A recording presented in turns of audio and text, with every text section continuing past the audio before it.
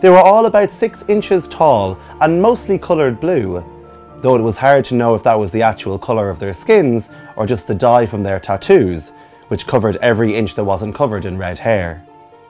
They wore short kilts, and some wore other bits of clothing too, like skinny waistcoats. A few of them wore rabbit or rat skulls on their heads as a sort of helmet.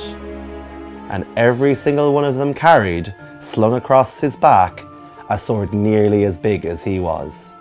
However, what Tiffany noticed more than anything else was, they were afraid of her. Mostly they were looking at their own feet, which was no errand for the faint-hearted because their feet were large, dirty, and half tied up with animal skins to make some very bad shoes. None of them wanted to look her in the eye. "You were the people who filled the water buckets," she said. There was a lot of foot shuffling and coughing and a chorus of "Aye." And the wood box. There were more "Aye." Tiffany glared at them. "And what about the sheep?" This time they all looked down. "Why did you steal the sheep?" There was a lot of muttering and nudging, and then one of the tiny men removed his rabbit skull helmet and twiddled it nervously in his hands. "We was hungering, mistress," he muttered. "But when we kenned it was thine, we did put the beastie back in the fold." They looked so crestfallen that Tiffany took pity on them.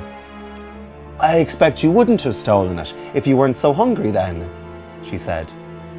There were several hundred astonished looks. "Oh, we would, mistress," said the helmet twiddler. "You would?"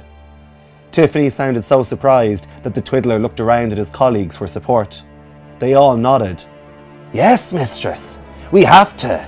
We're a famously stealing folk, aren't we, lads? What's it we're famous for?"